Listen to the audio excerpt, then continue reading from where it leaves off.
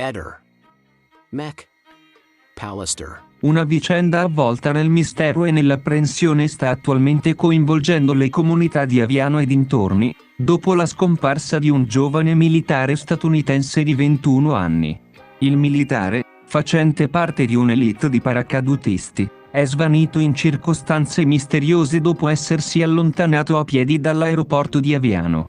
Questo evento ha scatenato un'operazione di ricerca di proporzioni mai viste prima, che vede impegnate le forze dell'ordine sia italiane che americane in un frenetico tentativo di trovarlo.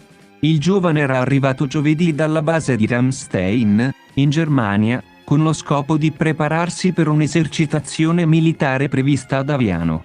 La sera prima della sua scomparsa, aveva cenato insieme ai suoi commilitoni.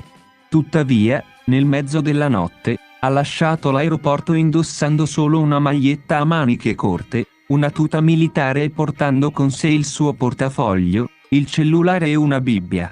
La sua assenza è stata notata e segnalata la mattina successiva alla stazione dei carabinieri situata all'interno dell'aeroporto, dando il via a un'intensa ricerca. Nonostante la conferma che il cellulare del giovane fosse ancora attivo e localizzato nelle vicinanze dell'aeroporto, gli sforzi per tracciare il suo percorso o determinare le sue condizioni attuali sono rimasti infruttuosi. L'ipotesi che il militare possa aver volontariamente abbandonato o perso il telefono complica ulteriormente il caso.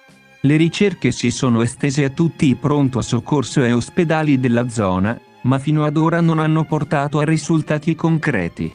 Questa situazione ha causato un prolungamento forzato del soggiorno a Aviano dei suoi commilitoni, che erano inizialmente previsti di ritornare alla base di Ramstein. Questo sottolinea il livello di impegno e preoccupazione delle forze armate statunitensi nel ritrovare il loro uomo. La comunità locale e le famiglie sono in attesa di qualsiasi sviluppo, sperando in una conclusione positiva della vicenda. Ehi, non dimenticare di iscriverti a questo canale.